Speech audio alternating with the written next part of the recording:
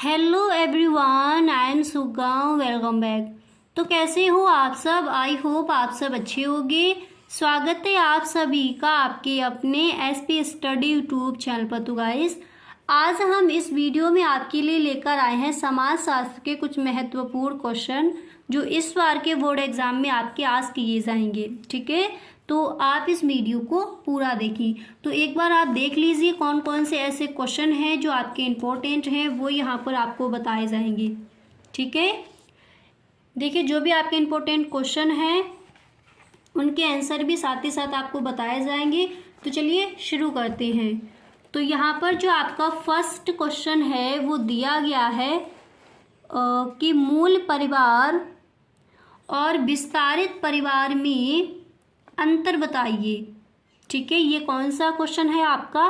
पहले यहाँ पर आपको बताए जाएंगे अतिलग उत्तरीय प्रश्न। ठीक है, तो मूल परिवार और विस्तारित परिवार में क्या अंतर है उसको समझते हैं।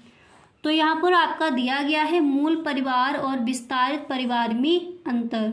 अगर आपको इस तरह से लाइन करके इधर उधर लिखने, इस तरह से भी आप लिख सकते हो। अगर आपको पॉइंट बाय पॉइंट डालकर लिखना है तो इस तरह से भी आप लिख सकती हो।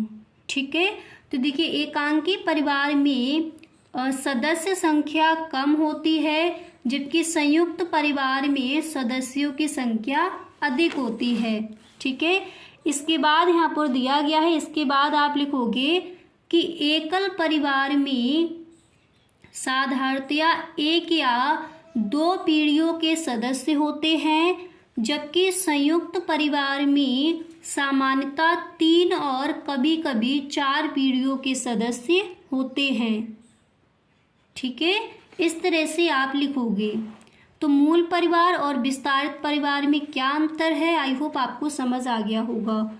इसके बाद जो आपका नेक्स्ट क्वेश्चन है वो यहाँ पर आप देख सकते हो।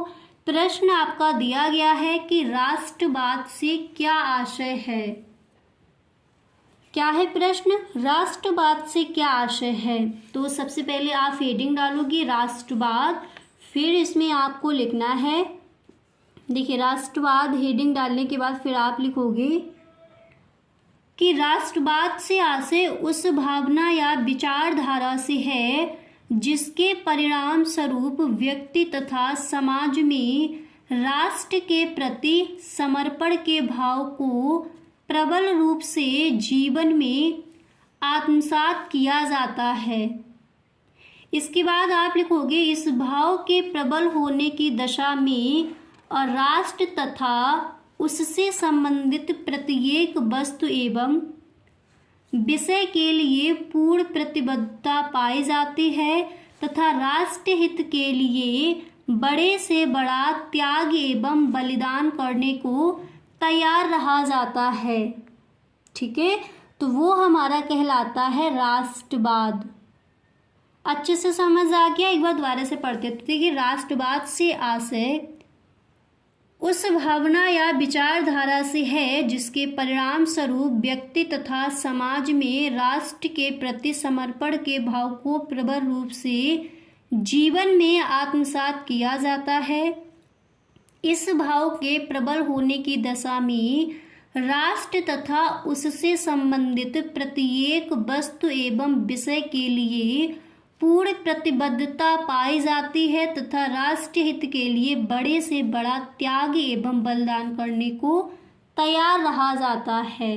ठीक है, इसके बाद यहाँ पर आप देख सकते हो जो नेक्स्ट क्वेश्चन है वो है कि भारत में हरित क्रांति का सामान्य परिचय दीजिए।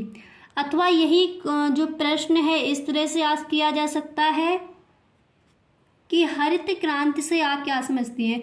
ये क्वेश्चन आप पेपर उठाकर देखना, कई बार पूछा गया है, मॉडल पेपर में भी रखा जाता है, तो आप अच्छे से तैयार कर लेंगे कि हरित क्रांति आखिर है क्या। ठीक है, तो यहाँ पर आप देख सकते हो इसका आंसर क्या हो जाएगा। हरित क्रांति क्या है, सबसे पहले आपको बीच में यहाँ पर हेडिंग डालनी है हरित क्रांति, नीचे लाइन करेंगे, उसके बाद आप लिखेंगे कि हरित क्रांति कृषि के आधुनिकीकरण का एक सरकारी कार्यक्रम था जिसके लिए अंतर्राष्ट्रीय संस्थाओं द्वारा आर्थिक सहायता उपलब्ध कराई गई। ठीक है। फिर आप लिखोगे यह सरकारी योजना उत्पादकता वाले अथवा संकर बीजों के साथ कीटनाशकों, खादों तथा किसानों के लिए अन्य निवेश देने पर केंद्रित थी। ओके।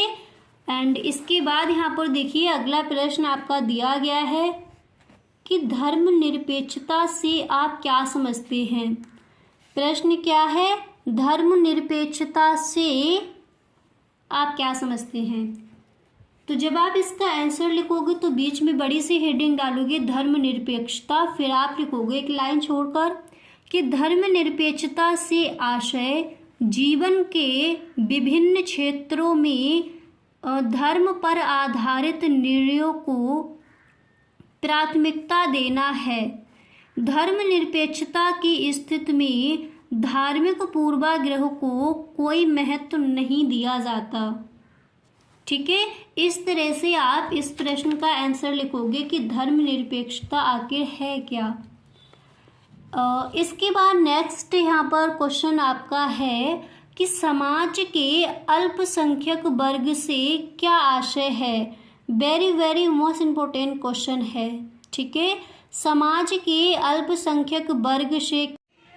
गाइस, अगर आपको ये वीडियो सच में पसंद आ रहा है तो आप इस वीडियो को एक लाइक जरूर कर दें, और अगर अभी तक आपने चैनल सब्सक्राइब नहीं किया है तो आप इस चैनल को सब्सक्राइब कर लीजिए, क्योंकि ऑल सब्जेक्ट के जो भी आपके इंपॉर्टेंट क्वेश्चन हैं, मॉडल पेपर है, उनके फुल सॉल्यूशन आपको मिलेंगे इसी चैनल पर। ठीक है, से क्या आशय है, देखिए इसका आंसर क्या हो जाएगा।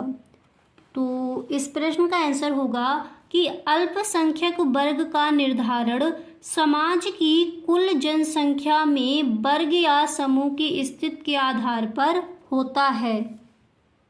ठीक है, अल्पसंख्यक वर्ग का निर्धारण समाज की कुल जनसंख्या में वर्ग या समूह की स्थिति के आधार पर होता है। फिर आप लिखोगे कि जिन समूहों का कुल जनसंख्या में न्यून प्रतिनिधित्व है उन समूहों को अल्पसंख्यक वर्ग कहा जाता है। इसके बाद आपको लिखना है कि व्यवहारिक रूप से समाज में जिस धर्म या जाति के सदस्यों की संख्या बहुत कम है वे अल्पसंख्यक वर्ग में आते हैं, या फिर वही अल्पसंख्यक वर्ग कहलाते हैं।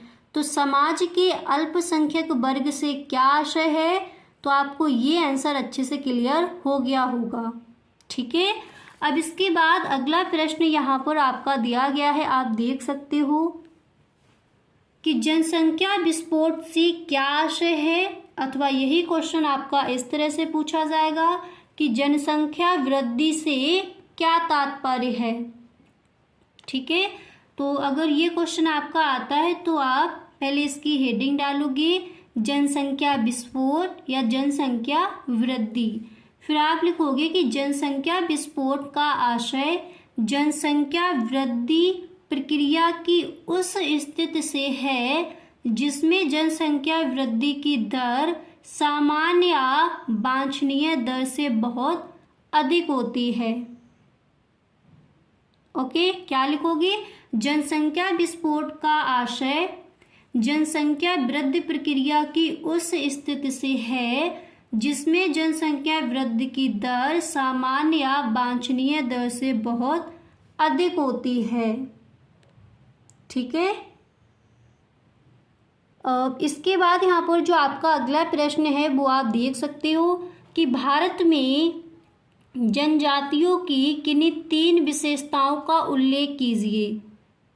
ठीक है, तो देखिए इसका आंसर क्या हो जाएगा। तो आप लिखोगे कि भारत में जनजातियों की प्रमुख 3 विशेषताओं का उल्लेख निम्नवत है, जो इस प्रकार है। पहले आपको ये लाइन लिख देनी है। ठीक है, फिर इसके बाद आप लिखोगे, फर्स्ट पॉइंट डालना है। फिर आप लिखोगे कि राजनीतिक दृष्टि से प्रत्येक जनजाति संगठित होनी चाहिए तथा उसकी एक प्रभावशाली जनजाति पंचायत होनी चाहिए। फर्स्ट पॉइंट क्या है, राजनीतिक दृष्टि से प्रत्येक जनजाति संगठित होनी चाहिए तथा उसकी एक प्रभावशाली जनजात पंचायत होनी चाहिए। इसके बाद सेकंड पॉइंट डालकर आप लिखोगे कि जनजाति के लोगों का सामाजिक जीवन परंपरागत नियमों से संचालित होना चाहिए।